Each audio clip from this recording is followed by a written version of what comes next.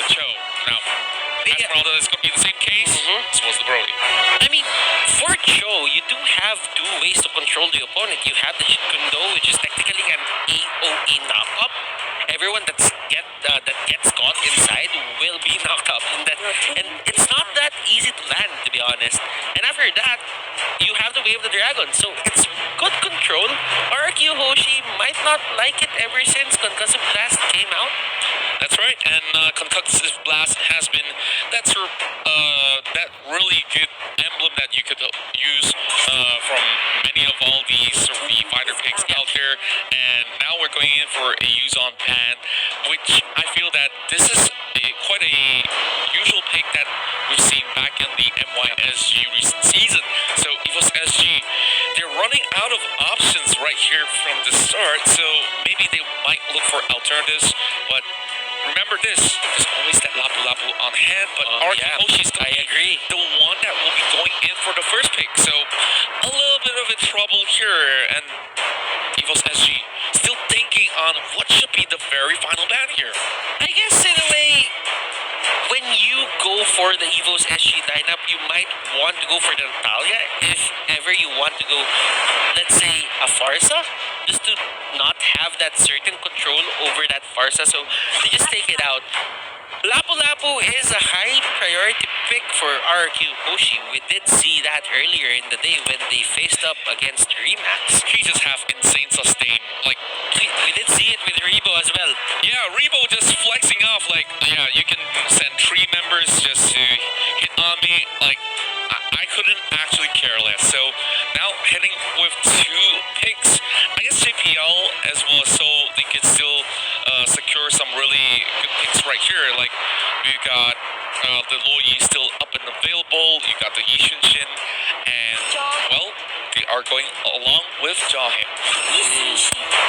Yisunshin, JPL, and Seoul getting their heroes. That could be their heroes. That could be the mid lane. Who knows? But Lemon and Psycho right now stepping up to the plate, and they are the ones who's gonna pick their 2 power picks here for the first phase of pickings. I guess 1-1 will be really good right here, or they can even leave it for later on as well. So with that, they are opting to secure the Sylvana as well as the Matilda within the very first phase of the picks. So this is definitely very convincing. Like, you've already got every single lockdown possible that you need within these 2 picks. And Albert, alongside with Vin, they can just focus on pure damage if they really want to. R7 is probably really happy with that certain Lapu Lapu pick.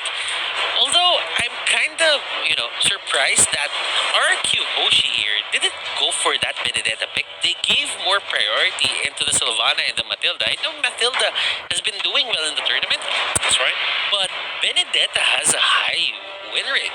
That's also very true. Like, we look into both of these survey hero picks, of course we might need to do the comparison by the very end of the day and come back into space to really break down the entirety of the stats of all these sort of the pick and ban ratio coming in, because I believe that Matilda also has a similar win rate coming in towards the picture. Now, moving along towards phase 2, it's a Hayabusa ban. It's interesting to note that EVOS SG, who actually picked Hayabusa themselves, are the ones to remove it from play. I guess they're just saying this time around that we don't have any catch for it, and we're expecting RRQ Hoshi to keep on banning those tanks, or probably the possible catch mechanics for that Hayabusa if ever they wanted to go for it. So just to be safe, they take it out. EVOS SG right now, they went for the Hayabusa. I think RRQ answered a bit here with the Louis, just because, they don't have the Hayabusa pick anymore, so they can just focus on other aspects rather than just ban out the tanks. It's true enough, because that's probably the few survey heroes that can't easily chase up to the Benedetta by just, clicking onto OG Shadow Kill. Now, without the lane, this is going to be less of those high mobility heroes on the board. So, for the side of RQ, they gotta get creative, which is something that Lemon usually does, but, there's still options up there available. But one last ban out there to try to halt EVOS SG in this El Clasico. And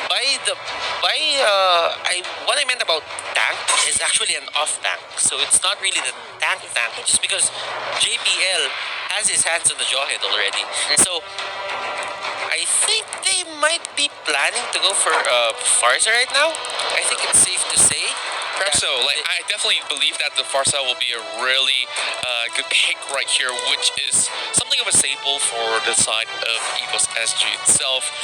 And for RRQ Hoshi, that will be really hard for them to just focus on towards any one of these guys, because with the better airstrike zoning some of all these members away. Remember, they also have been picking things like the Kagura in this previous matchups. And look at, is this R7? I think this is R7, right? He's yawning. Okay.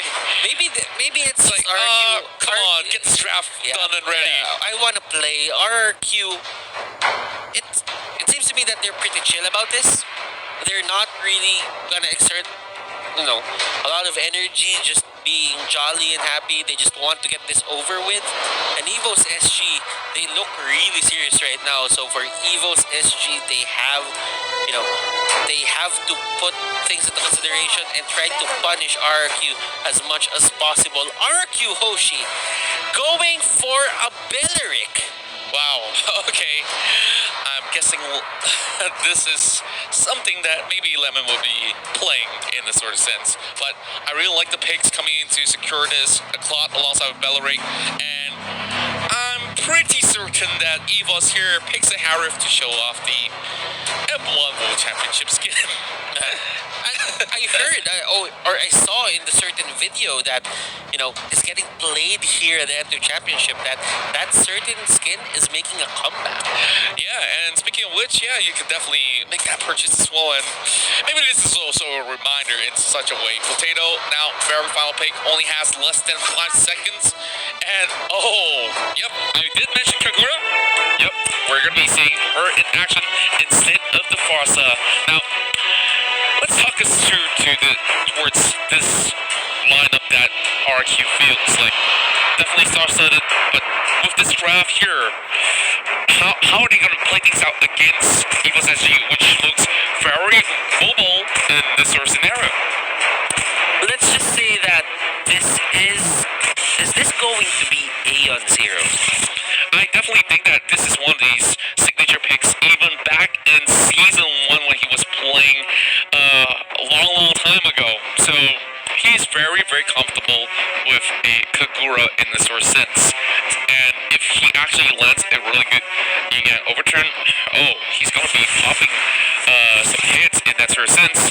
Now, going in towards Game 1, I'm hoping to see a very aggressive side. It can be either party, RRQ Hoshi, or even the side of EVOS SG. We saw those early buff invasions. We see the jaw hit usually trying to scoop the buff away. Yeah, perhaps there's even more investments being put through towards this match.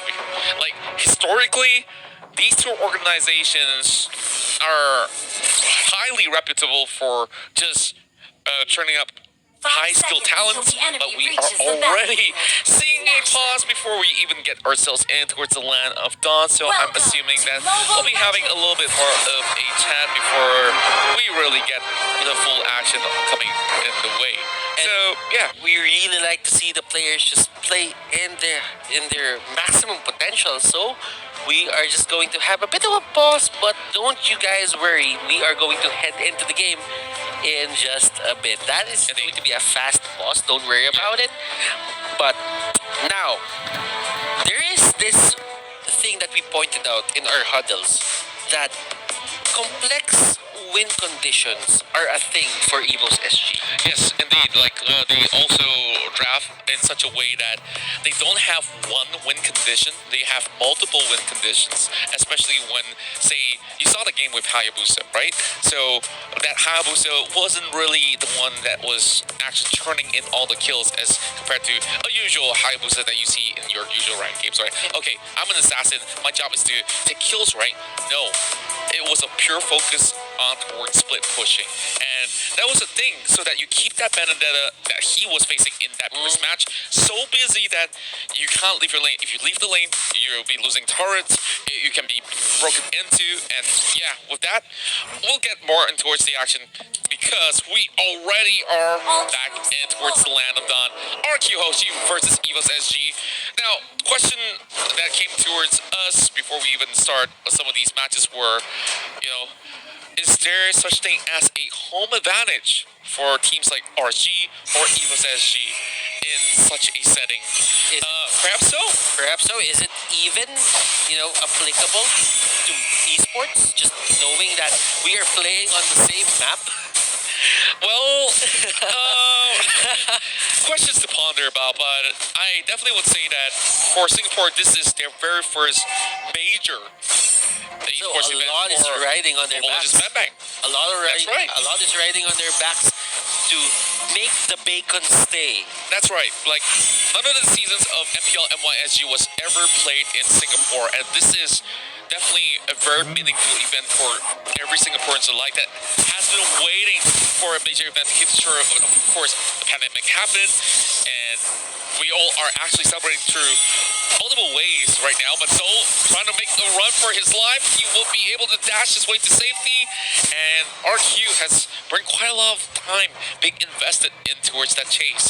Nothing much has happened throughout the 1 minute and a half, but buffs steals are not exactly the thing right now. But that super crap go on the way of EVOS SG. Gonna be setting up a little bit of crabs to die, but the minions did not crash just in time. But Albert, alongside with Lemon, they're already pressing on the attack. And Psycho here with the rotation. Soul getting the eye for an eye up, but that won't be enough to save him. And let's go. Claude here goes down. That was a timely response coming here from the side of EVOS SG, and they punished that aggression that came out from RRQ Hoshi. Now, Contra, we did talk about complex win conditions earlier, but before that, they are now taking the turtle. Oh boy, the turtle now being contested, and the circling eagle will drop right in towards the middle. Dark also opens up his ultimate here as Vin being chased away, but the turtle being secured right here. We do see a little bit more of that extension of goal going on favor of the side of EVOS SG at the moment. Like, I like how they are playing and responding, and oh boy, the mountain has been used.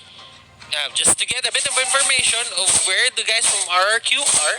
Well, that's a lot of R's. But, if you have the turtle on your side, then that means you just want to have a bit more aggression. But Soul here being very aggressive. Electro final blow has been used. He used eye for an eye already, and look at the converge coming out from RRQ Hoshi. It just seems to me that they're ready always to punish a Benedetta that's cutting the lanes. That's right, and RRQ Hoshi definitely have read it a mile away. So JPL now just gonna be checking every single corner, ensuring that the Harif will be safely getting a little bit of that sort of relief. Just taking a little bit of go from those all attacks on towards the turret, as Lemon is just helping Albert to babysit him until he grows in towards the giant monster. But Psycho here getting ejected all the way towards the back, and JPL gets another kill. Second one for the Jawhead. Pokemondo, he tries to bring a little bit more damage towards the side of Finn. That's Diamond. Force has been used. R7 might just give his life up just to save Finn, but JPL is chasing right in. It might just be one kill in the back. Oh, not enough to just fling that siege minion all the way back. If he had unstoppable force there, that might have done the trick, but Soul having that space onto the top lane, Psycho here, and JPL having a bit of a tank fight, but they just back out. Yeah. And they don't want to go for that certain fight just because they know that they didn't really have the Oh, firepower Aeon for it. right now in the middle of it a little bit. Oh, it's going to be Albert here that tries to do as much damage. But Soul, he's dropping really low. He has to back away. As you can see, Pokemon just dives right through, trying to get this out first through, but Lemon still survives. Soul goes right back inside, but Psycho is shredding in for that triple kill with the Blazing Duet. Whatever lead EVOS SG had, triple kill for Albert. You know that Albert is gonna get stacked in a bit. 3 kills for Albert plus a turret on the top lane. Look at this. Looking at Psycho on how he counter-initiated this. Yeah. He's just so dominant in just, having this certain initiations that couldn't have worked, but they made it work somehow. They just read it all the way to the microseconds right there to be able to pull off a sort of counter right in that split second, and that responded so well. R7 now has already gotten that Bloodlust Axe, as we are currently seeing a little bit of the scuffle just by River. Oh my goodness, that circling eagle, so beautiful, as Finn now risking his life, only a tick of health left, but Aeon flickers right in, tries to connect, just throw the umbrella straight to his face. Not gonna be far enough. He's got to pick that one back up. Now, Soul has to find his way back in towards safety.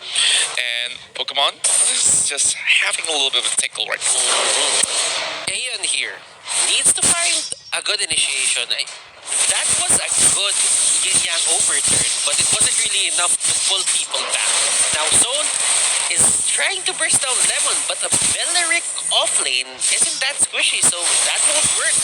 If though, he's getting double upon, and rescue has arrived. Zapid Force being popped up by Pokemon. He's still chasing in to get R7 all the way back, but Finn gives his life up again. This is looking really good for Pokemon, but top lane switch up. Albert now going in for the Blazing Duet. And he tries to juke it all the way back in, but Pokemon says, no, you can't go any further than that. EVOS SG. They came in a mission and they are delivering as of the moment. Aeon here trying to use the umbrella. Psycho might go down, but Soul doesn't have enough firepower to take him down to lethal threshold for the execute. That's right, and of course you've already expended that Impro Justice already, and Finn now flying right in. He knows, okay, that's a giant. You really don't want to mess with him. You don't really want to mess with him indeed. Now, I think Aeon here could have gone for, like, let's say, a Kaja. That should have been great for them, as it is straightforward.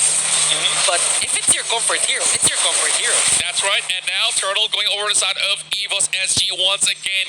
Well, what I tell you, they are so hungry for this win against RRQ Hoshi and Psycho. Now being clipped off as well, so going for the dive as well. Tries to go in for the Lacto, but needing one more take of health to be taken off of him as he survives. But Finn goes in for a response as well. Oh my goodness, another punish towards Finn. Every single time he tries to engage, he could not execute any further than that. RRQ understands that's an overextension. They take a turret down, and EVOS Singapore, this is a side we haven't seen in a long time. EVOS, they look like they prepared their whole lives for this certain match. Now Claude tried to chase down Soul, but Soul has the Electro Final Blow, and he will survive that onslaught coming out here from Claude. Now, they need a scaling Lemon here, getting initiated upon, and look at that, ultimate catches 3 people, and here comes RRQ. They want to get back. Kagura goes down. The knockup is there for JPL, but Belleric goes down, and Potato here doesn't want any more of that. He goes back, and they are happy with that win. Finn? But no, the flicker in, and Finn almost getting caught out. Yeah, he went so close to the turret. He could have been, I don't know, like he could have been ejected right there, but he understood that was definitely the limit. They were trying to jack the buff as well, but Finn has definitely known that, yeah, it's been long gone before they could do anything about that. EVOS SG, they look like they're one step ahead, and this is quite a rare scene to see a team like this. Actually, a hit 3K. Psycho having to find a way to escape out of that with the flicker, and now tries to get the buff for themselves as well. JPL now soaking all the damage bins coming from the back as well. Pokemon will be able to do the damage, and oh my goodness, the Lapu Lapu just gets one more kill, and Aeon will be the next one to fall as she finally see the Matilda pulling every card that they have, but it's a 2-to-1 trade, and it's not looking well for RRQ Hoshi. Evo says she keeps on getting the better trade whenever the team fights happen. Now, Potato has the chance to get this turtle, not the turtle, but the Lord rather, and they have the retribution. Now, Claw doesn't have it up, and this is the perfect time for them actually to take this. But will it get so yes as well? What on earth? RRQ Hoshi has got that one in the bag on the right time, and finally getting it back on track. Potato didn't use the retribution for that. It was so costly. Evos, they could have just waited a little bit more. Like, you don't really have to force the Lord right there.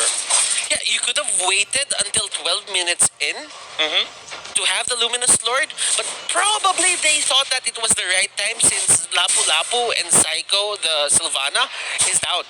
That's right, and now R7 has to play with Despair as well.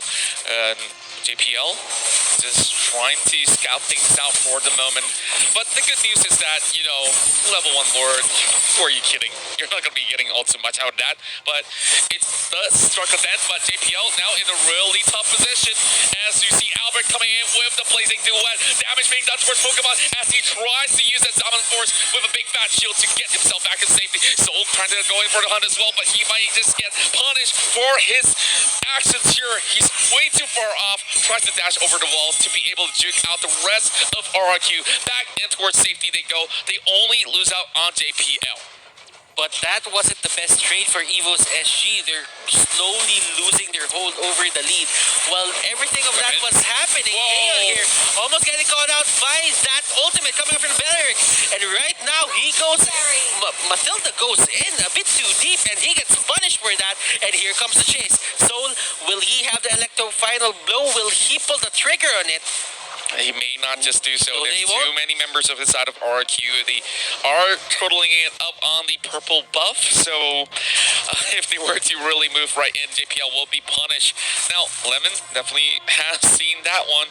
RRQ is still going to be having their eyes set over on the top side where the Yi Shinshin is pushing right in. Do you know for the fact that they managed to channel 9 kills over onto Gorgeous Potato, they have not yet to shut down this really well-fed Yi Shinshin. Aeon is really doing a great job just controlling the people here, but Albert, Soul doesn't have damage to even take her down. Oh, Psycho now investing everything that they have. He's bought enough time, but look at Soul. He's still trying to survive, but that last tick of health will be replenished. Well, I can't say replenished. Taken out by the side of Finn. So, 14 to 12, you can see that EVOS SG still ahead by 2K, even though they lose out on that Lord. So, all they have to do is just to find a way to get the rest of the members up, because Potato already level 15, and Albert's pretty much the same as well. They just have to be worried about their positionings in some of these sort of fights. But JPL honestly has been doing quite the wonder alongside with Soul, causing quite a huge disruption. Pokemon and the others, they're just trying to scale as much as possible. In terms of late game, both of these teams have their potential with the Harith and the Claude, plus the Yi Sun-shin here for the side of EVOS SG. Soul, I think, is going for the same route as Flap did with his Benedetta earlier. I mean, he has the Festival of Blood on, but it's not really working for him as much. He hasn't gotten a kill ever since minute 1. So you know that he might be opting to go for an off-tank setup. Wait a minute, actually trying to scout out to catch Soul in action, but you know for the fact that within 10 seconds from now, there'll be the upcoming Lord that will be pretty much on the Luminous side. Only one more tap for the turret to fall, so they'll be diving right in. Down the force being popped up. Pokemon says, yep, this is pretty much worth it, but now that there is the big objective up and they have known that, oh, Salmon Force has already been used, so they have to wait it to be coming back up online. So that also means that they are leaving the top side being empty out. So Valor is currently going on a push. Battle Cycle getting caught out. This might just be a kill that might just be garnered, but nope, it's still not going to be a little bit too tough for them to crack open the shell. But Lemon flanking from the back. This is going to be a big move coming from the side of RRQ. Pokemon getting caught out. He tries to run for his life, but JPL forced to flick away. This is a bad news for the local side of Singapore. And JPL, one tick of health, he managed to swing himself back in towards the base. So they only lose one.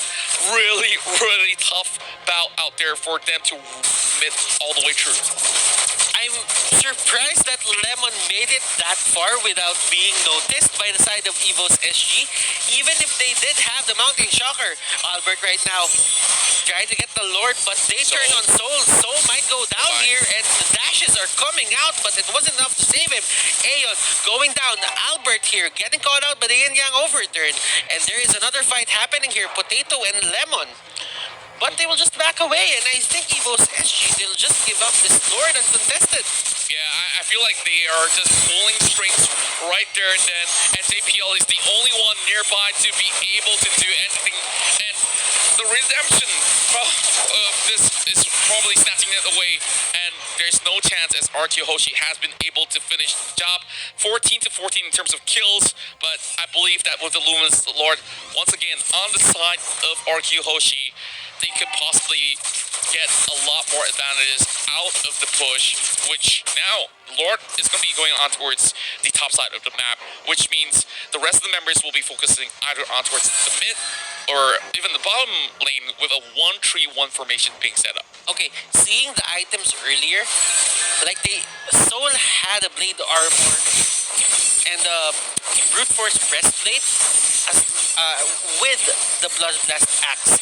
He's trying to go for the Blade of Despair just to get that extra damage, but right now JPL catches someone, and Vin almost going down, but the protection is there. The shields will save him. Lemon here will be the next target, but can they take him down? A lot of skills have been used already, but only 1/4 of his HP is gone. That's right, and of course, with Vin face checking, at the very least, they can clear the Lord. So it's pretty much of a sort of a risk that they had to take, but at the very least, there's no circling eagle to be catching them out of position. And with that, EVOS SG will have to respond towards this bottom side of a push and have to give some of all these camps away towards RRQ at the moment. So Albert possibly trying to see whether or not can they find a little bit of a pick. So JPL is honestly on form, doing his duty, making sure that nobody gets past him to do anything at all. Now Soul does get himself that Blade of Despair, so I believe that at the very least he could still pull the trigger to find some picks later on. Now, it's a clean-up crew kind of style for the side here of Soul, but here comes the fight. They catch out JPL. JPL going for the flicker. Will the armor, will the shields save him? Yes, it will. And they're turning on Psycho right now. Psycho with the flicker. And here we go. Pokemon getting caught out. He did have a bit of armor, but that won't save him. Soul going 1v1 against Albert, but Albert has way too much damage. Potato going down as well. Immortality by JPL. Will it be enough though? Lemon though, just getting tossed in front of the turret, but it does no damage to him. Oh no, it's going to be a fling all the way back, but Lemon will be able to dash in towards safety as well. These members of the side of EVOS SG, as much as they found a lead, they eventually will still be knocked down a point by RRQ Hoshi. Quite a comeback from the Indonesian side, as the King of Kings has been able to draw first blood. You know what? We say this a lot, but I can't say